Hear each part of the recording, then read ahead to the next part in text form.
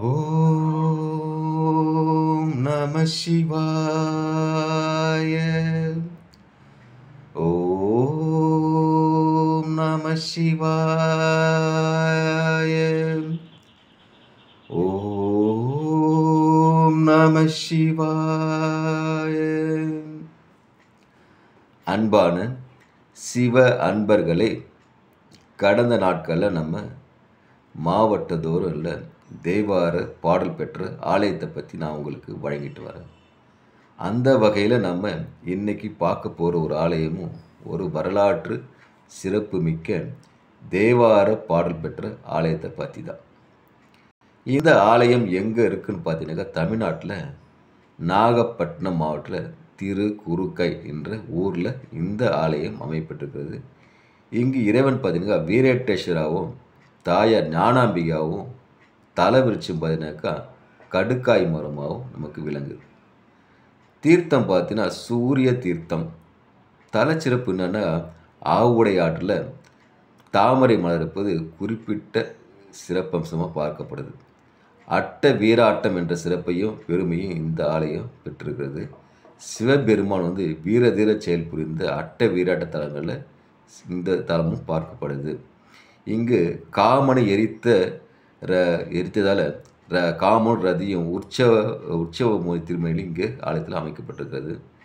அதுக்கப்புறம் பார்த்தீங்கன்னா தீர்த்தவாகு என்ற முனிவர் என்ன பண்ணுறாரு, இறைவனுக்காக இங்கே திருமுழுக்காற்ற கங்கையை கொண்டு வந்து தீர்த்தவாரி செஞ்சது மிக சிறப்பாக பார்க்கப்படுது. தேவார பாடல் பெற்ற 274 தலத்தில் இந்த தலம் 26வது தலமாகவும் பார்க்கப்படுது. இப்போது இந்த ஆலயத்துடைய வரலாறு.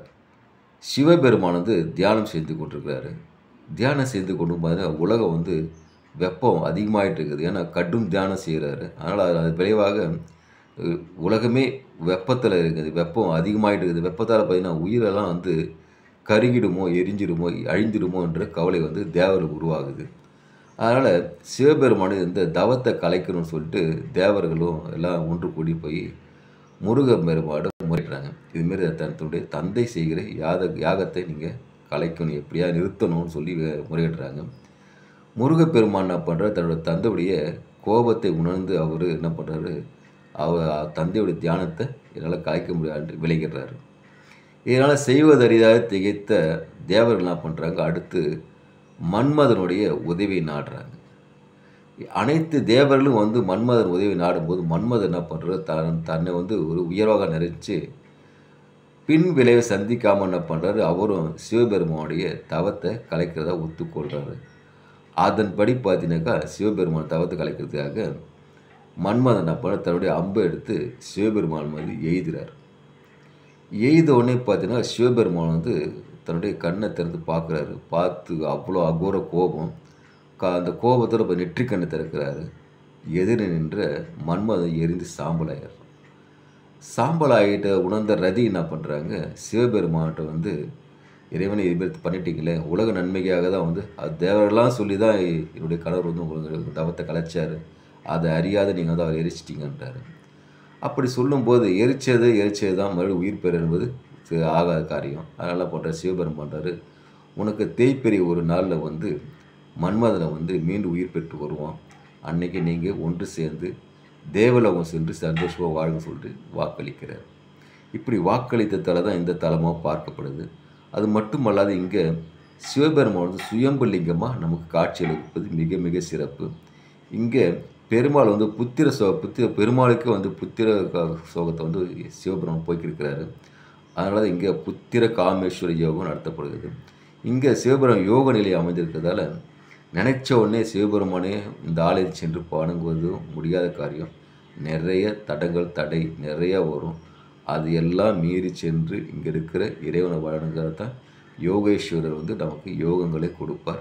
அவ்வளோ சீக்கிரமாக அந்த ஆலயம் நினைத்தாலும் செல்ல முடியாத ஆலயம்.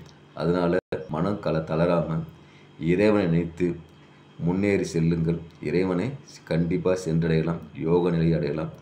ஓம் நமச்சிவாய. ஓம் நமச்சிவாய. ஓம் நமச்சிவாய வாழ்க. நாளந்தாள் வாழ்க. இமை பொழுதும் என் நெஞ்சில் நீங்காத தாழ் வாழ்க. ஏகன் வாழ்க அநேகன் வாழ்கின்ற மாரி ஈசனருள் பெற்று இன்புற்று அனைவரும் வாழ்க வாழ்க. ஓம் நமச்சிவாய, ஓம் நமச்சிவாய, ஓம் நமச்சிவாய. அன்பையை விதைப்போம், அன்பையை அறுவடை செய்வோம். ஓம் நமச்சிவாய.